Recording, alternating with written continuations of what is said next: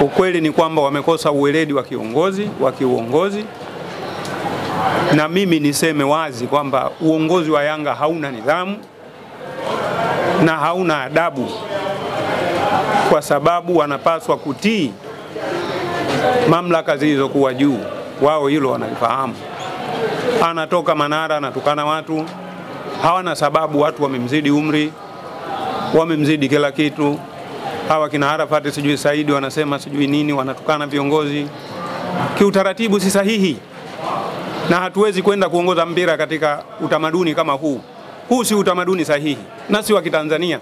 Sasa sisi tumelazimika kuja kuwaambia wenzetu wanakosea, na inaonekana kwa uzoefu wanatuma wanachama wao wakiwaita wazee, wale vijana wenzangu mimi, watoe kauli ambazo walipaswa waseme wao, lakini wanajificha kwa kutumia hivyo vichaka.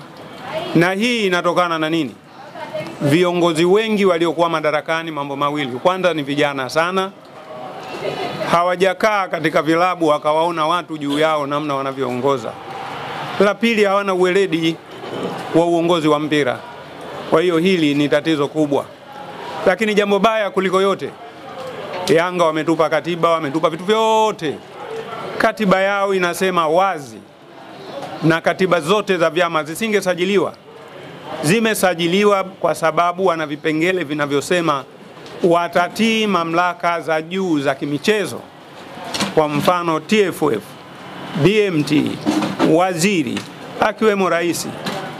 Lakini kitu cha kushangaza, mwaka juzi tu hapa rais alikuwa na hamu aje kuwa mgeni rasmi kwenye mechi ya Simba na Yanga. Yanga kwa utovu wa nidhamu, ule ni utovu wa nidhamu, wamepewa taarifa masaa mawili aje kiongozi, aje kuwa mgeni rasmi, wakagoma. Unayemgomea nani na unachokigomea nini? Kwa hiyo kwa kweli hawa watu hawana utamaduni wa kimpira na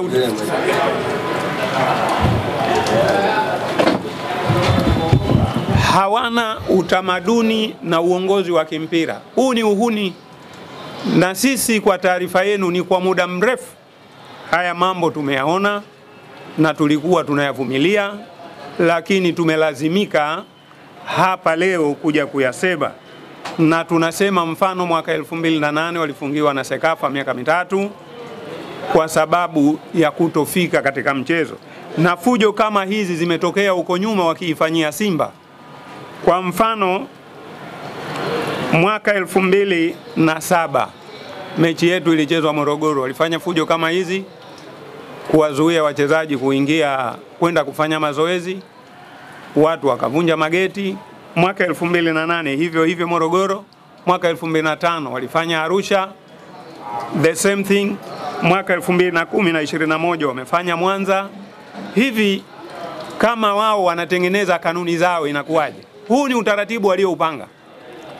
Wameanza au huku nyuma hawaingii uwanjani kupitia kwenye milango sahihi,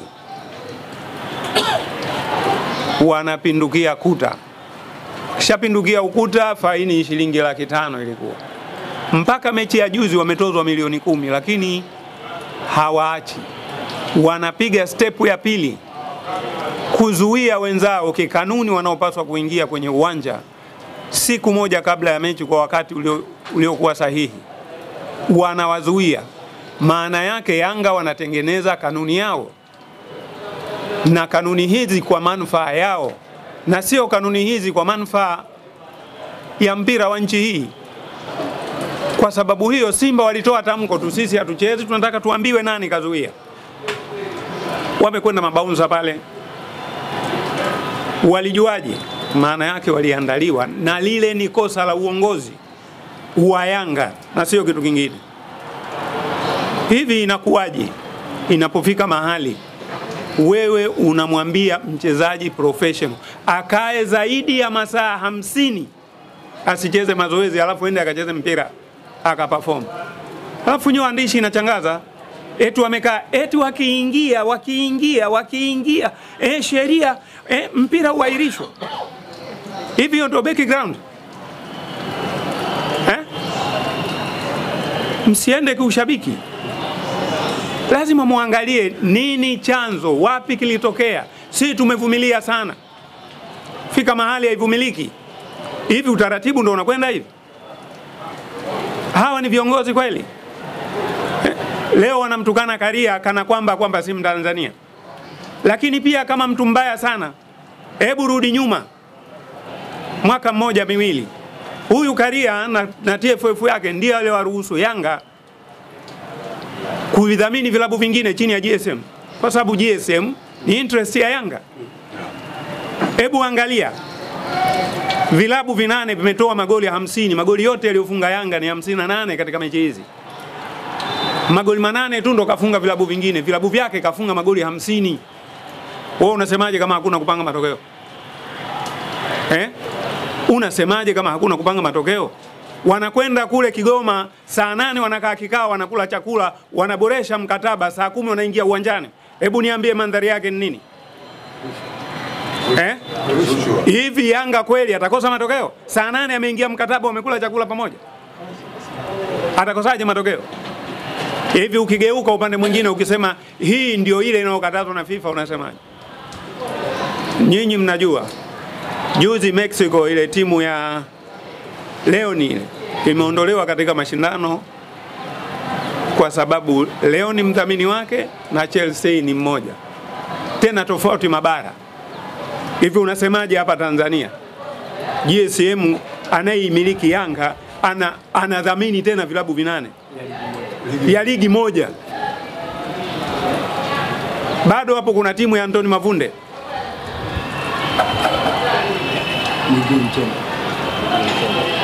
Bado hapo kuna bwana Mwigulu Nchemba na timu yake ya Singida. Alafu rejea kidogo, na wala nyinyi hamsemi huyu bwana alivyoiona Ihefu inamsumbua, wakatafuta utaratibu, wakaifanya imenunuliwa kimazabe wakati si sahihi, ili ionekane yani ile Ihefu isiwasumbue tena, na watu wakitaka wadhaminiwe basi waisumbue Yanga.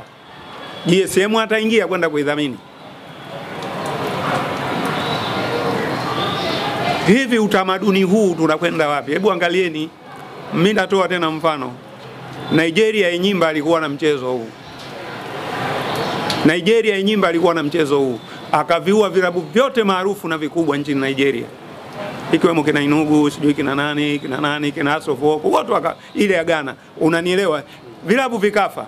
Yule mdhamini ambaye alikuwa rafiki yake Sambode Kifukwe kwa hapa Tanzania. Alikuwa rafiki yake wa karibu sana. Walikutana South Africa huko, wakafanya joint venture, wakafanya mambo yao.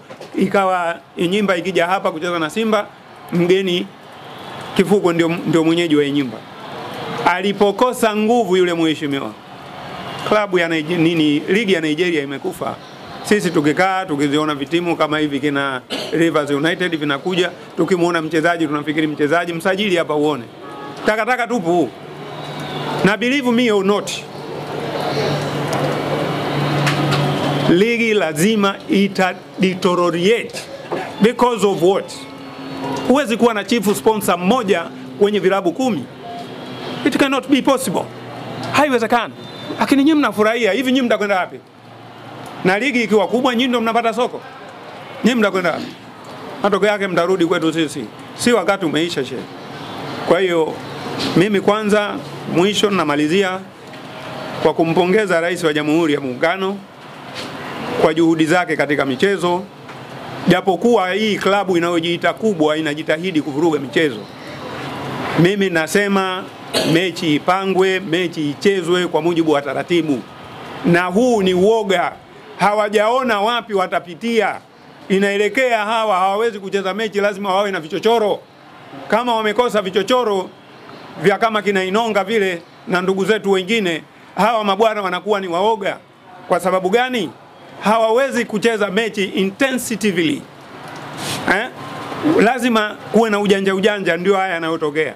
Hivyo wewe ulisikia wapi? Si mwaka jana wameahirisha mechi.